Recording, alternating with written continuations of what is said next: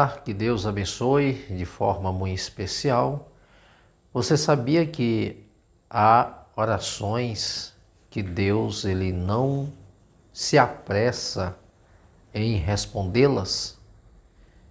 Tiago, no capítulo de número 4, no versículo de número 3, ele diz assim: pedes e não recebeis, porque pedis mal, para gastardes em vossos próprios deleites. É importante que Tiago está trazendo para os seus leitores orientações para que eles viessem realmente conhecer a vontade de Deus. Quando Tiago fala estas coisas, ele está reprovando a forma de como eles estão pedindo, orando. Ele diz que eles oram e não sabem como orar. Eles pedem e não sabem o que pedir. Porque a razão de muitos estarem pedindo alguma coisa ao Senhor, estão pedindo para si, para satisfazer os seus próprios deleites. E Deus ele não se apressa em responder oração de pessoas que buscam satisfazer os seus desejos pessoais. É isso que Tiago está trazendo e mostrando para os seus leitores, que são orações egoístas.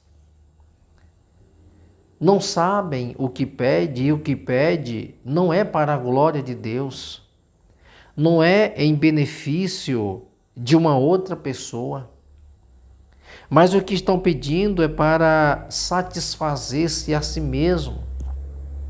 Tiago compreende que essa é uma oração egoísta, buscando satisfazer as suas próprias vontades. E não inclui outras pessoas e muito menos tem interesse de que naquilo que Deus faz, ele seja glorificado. Nós precisamos compreender que aquilo que nós estamos fazendo é para o louvor da glória do Senhor, ou seja, tudo em nós é para glorificar a Deus. E naquilo que nós estamos fazendo, Deus não está sendo glorificado, algo está errado. É por isso que Tiago ele reprova a forma como eles estão pedindo. Paulo ele traz para nós um entendimento até em que tudo que acontece é para o louvor, é para a glória de Deus, que ele diz que todas as coisas, elas contribuem, elas colaboram para o bem daqueles que amam a Deus e andam segundo o seu propósito. O que Paulo está revelando é que tudo que acontece à volta desse cristão é para o louvor na glória do Senhor. Porque todas as coisas elas contribuem para o bem daqueles que amam a Deus, e é importante frisar que anda segundo o seu propósito. Em tudo, Deus ele vai ser glorificado na nossa vida. Porque quando nós vivemos para glorificar a Deus, nós começamos a perceber que tudo que acontece é para a glória de Deus, é para o louvor da glória do Senhor. Então o que Tiago fala aqui? Ele diz, pedis e pedis mal. Ele fala que o ato de pedir é definido como um pedido feito com um propósito de usar o que foi recebido para satisfazer seus próprios desejos. Ou seja, o que Tiago está dizendo é o seguinte: olha, vocês pedem mal porque vocês não estão pedindo para beneficiar outro. Vocês não estão pedindo para o louvor da glória do Senhor. Vocês estão pedindo para se beneficiar. Vocês estão pedindo para si. É como se Tiago estivesse dizendo assim: naquilo que você faz, se não está incluindo outra pessoa, Deus também não se interessa em responder. O que Tiago está mostrando é que existe esta coletividade. O que Tiago está mostrando é que tudo à nossa volta não é simplesmente para nós mesmos. É para a bênção, é para a glória, é para ajudar, é para contribuir, é para estarmos somando com uma outra pessoa. Porque qual é a ideia aqui? A ideia é que Deus não chamou você para ser simplesmente poço. Deus chamou você para ser fonte, para ser rio, para que você possa alcançar outras pessoas. Qual é o propósito das bem-aventuranças, de bem-aventurados? Você é abençoado para abençoar. É por isso que a palavra Macários, abençoados para abençoar. Você não é simplesmente abençoado para desfrutar de uma bênção e reter para si próprio. Deus te abençoa para que você seja bênção na vida de outra pessoa. A proposta de evangelho é trabalhar com essa coletividade. A proposta de evangelho é de somar, é de estar sempre sendo bênção, somando na vida de uma outra pessoa. É por isso que Tiago entende que essa oração, ela é uma oração egoísta. Não que as coisas não venham simplesmente estar à nossa volta para beneficiar a nós mesmos. Olha só o que ele fala aqui. Qual é o propósito da pessoa pedir e pedir mal para os seus próprios deleites? O que é deleite? Seus deleites refere-se aos prazeres egoístas, carnais, que se buscam, ou seja, algo que lhe satisfaça. Se você está bem, você não está preocupado com o bem de outra pessoa. Se você está bem, os outros que possam se virar. Isso é uma ideia de um mundo egocêntrico, de um mundo de pessoas que não têm esta presença, entende o verdadeiro significado do que é ser bênção na vida de outra pessoa. Então, quando o Tiago traz essa palavra, ele está justamente querendo que essas pessoas revejam os seus posicionamentos, que as suas orações elas não sejam simplesmente que gira em torno de si mesmo. Mas ele fala uma outra coisa importante aqui, a questão da oposição. Deleitar-se, o propósito aqui da oposição de buscar para os seus próprios deleites, e está lá no Salmo 37, no versículo número 4. O que ele diz? Ele diz assim, que os deleite-se no Senhor, ou seja, deleitar-se no Senhor. Qual é a proposta daquele que entende o propósito de Deus e do Evangelho? É deleitar-se no Senhor. E ele mostra aqui, refere um caminho diferente. Deleite-se no Senhor, e Ele atenderá aos desejos do seu coração. Isso implica que a verdadeira satisfação, ela vem de uma vida focada em Deus e não em prazeres mundanos. Você quer sentir de fato o que é deleitar-se no Senhor, descansar-se nele, ter abundância de alegria, sentir-se seguro, ter paz interior, sentir algo movendo todo o teu ser, o teu coração, a tua alma, o teu espírito? quer ser útil na vida de alguém, quer ter um entendimento de um propósito e de que esse propósito é maior do que você mesmo, deleita-te no Senhor, descansa nele, espera no Senhor. Essa é a proposta. É isso que o salmista explica. Implica que a verdadeira satisfação ela vem de uma vida focada em Deus. Ter gozo na sua alma, porque Deus, Ele é o meu socorro.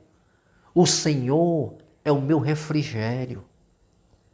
O Senhor é meu refúgio e fortaleza, socorro bem presente na hora da aflição, na hora da angústia. Esse é o propósito de quem deleita-se no Senhor e não nos seus próprios deleites. Deleitar-se nos seus próprios deleites é se tornar uma pessoa egoísta. Mas deleitar-se no Senhor é confiar inteiramente nele, independente da situação, do problema, da luta que possa estar passando. Deus sempre vai agir em benefício dessa pessoa, trazendo um consolo e um alento para a sua alma. Olha só, é tão importante a gente ter essa compreensão que essa passagem ela serve como um aviso, né? As orações, elas motivadas pelo egoísmo, elas não são atendidas da mesma forma que as que buscam o que agrada a Deus. Então presta atenção, Tiago diz, pedis e não recebeis. Tiago foca exatamente nisso. Olha, vocês pedem e não recebem. Porque vocês não sabem o que estão pedindo. Quando vocês oram, vocês não são atendidos. Porque a oração de vocês é sem propósito. A oração de vocês não é focada em benefícios para alcançar outros, mas para si próprio. Então é uma oração egoísta, esse é o entendimento. Aí ele fala uma coisa importante aqui.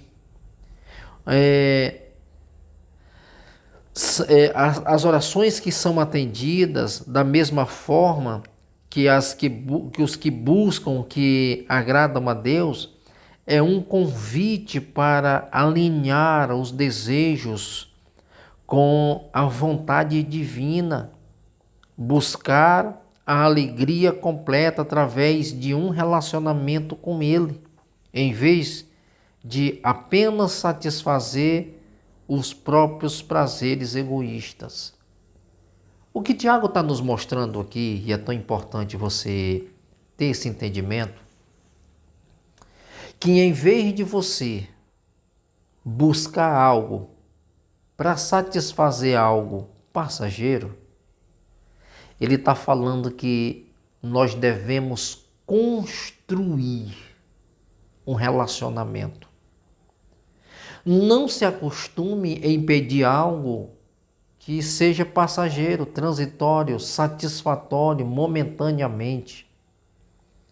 Mas construa um relacionamento, porque você terá essa presença por toda a sua caminhada. Você terá os cuidados, a presença de um Deus que a própria palavra nos diz que ainda que andares pelo vale da sombra da morte, não temerá mal algum, porque o Senhor está conosco. Uma vida, sendo ela construída em Deus, ela proporciona para você segurança, certeza, confiança, credibilidade. Você vai estar andando seguro na presença de Deus. É encarar as lutas de frente, sabendo que você não está só. O profeta Isaías, ele traz para nós uma ideia desta presença. Isaías 43:13. Ele diz aí: antes que houvesse dia, eu sou. Não há quem faça escapar das minhas mãos. Operando eu, quem impedirá? Isso é certeza. Isso é confiança. Isso é um entendimento que o Senhor nos dá. Que Ele sempre existiu muito antes que houvesse dia. E não há nada que faça escapar de suas mãos, porque Ele está no controle de todas as coisas, tudo está patente aos seus olhos. E se Ele decide operar em favor de alguém, quem é que vai impedir o agir de Deus? Paulo traz para nós um entendimento em Romanos capítulo 8, versículo 31. Ele diz: pois que diremos acerca destas coisas? Se Deus é por nós, quem será contra nós? Que coisas são essas que Paulo está falando? Lutas, provações, tribulações, nudez, fome, principados, potestade, presente, futuro, porvir. Paulo diz: nada destas coisas, lá no versículo de número já 39, nada dessas coisas nos separará do amor de Deus. Pois o que ele está trazendo para os leitores é que uma vida construída em Deus promove em nós segurança. A oração que nós estamos fazendo em Deus são orações que não giram em torno de mim mesmo, mas eu apresento outras pessoas. O propósito de eu pedir algo é para que naquilo que eu estou pedindo também está incluso o meu irmão, outras pessoas. Então, quando Paulo traz o entendimento de que nada destas coisas nos separará do amor de Deus, ele está mostrando claramente de uma vida que foi construída, de um relacionamento que é duradouro e gerou nele certeza e confiança. E isso traz para nós também esperança.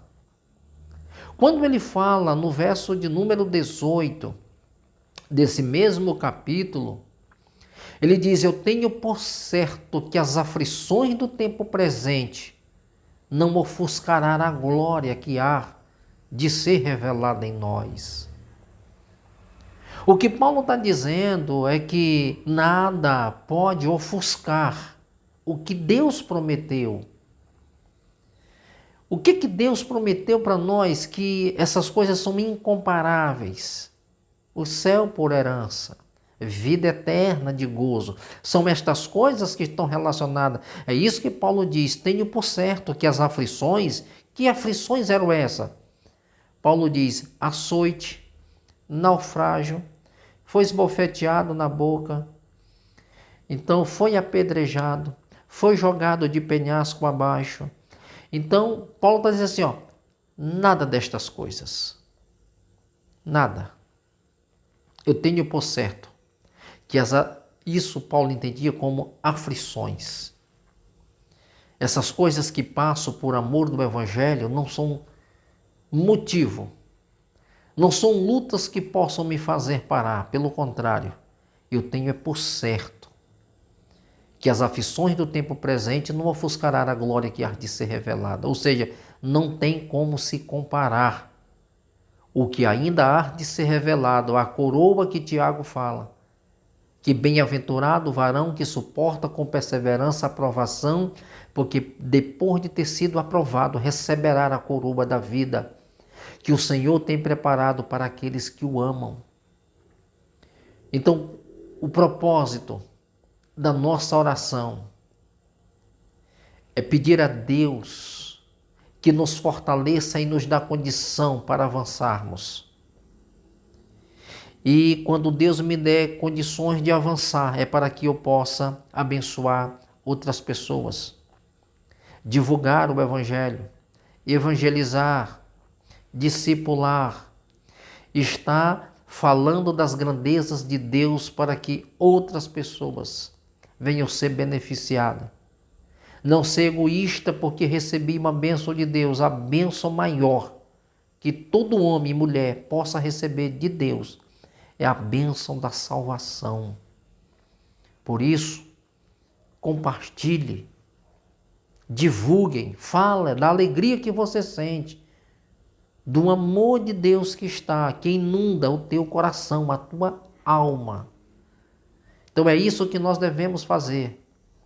E esse é o conselho que Tiago dá, para que nós venhamos ter uma vida saudável na presença de Deus e orar sabendo o que nós estamos apresentando. Porque a nossa oração, sendo ela feita ao Senhor, temos que ter certeza do que pedimos e para quem estamos pedindo e para que nós estamos sendo abençoados. Então, Deus nunca vai te abençoar para que você fique só, seja egoísta a ponto de desfrutar disso sozinho. Ele quer que você partilhe. Queridos, que Deus abençoe você. Essa palavra de reflexão é para trazer um aguçar, um despertar para a sua vida. Viva com propósito. Porque o que nos move é o propósito do Senhor, é as bênçãos de Deus. E luta, perseguição, essas coisas, elas não são motivo de um crente parar de servir. Eu me recordo que John Wesley, quando pregava os seus sermões, ele era alvo de crítica, de pedras, e houve um tempo que ele começou a pregar e as pessoas não deixaram de criticá-lo e de jogar pedra. E ele se preocupou com isso. Ele achava que Deus já não estava mais com ele. Até que um dia ele começou a pregar e alguém lançou um tijolo nele. E ele dizia: agora eu tenho certeza que Deus não me abandonou. Então a gente entende que para aqueles que buscam e têm a marca de Cristo, essa pessoa vai passar por luta, por adversidade, mas por onde ele passa, ele lança a boa semente. Que Deus te abençoe de forma poderosa. Comente esta mensagem, compartilhe, envie para um amigo, envie para uma pessoa que está passando por lutas, que há tanto tempo tem orado e não tem recebido. Não é Deus que está tardando. Às vezes nós estamos pedindo de forma errada. Que Deus te abençoe, em nome de Jesus.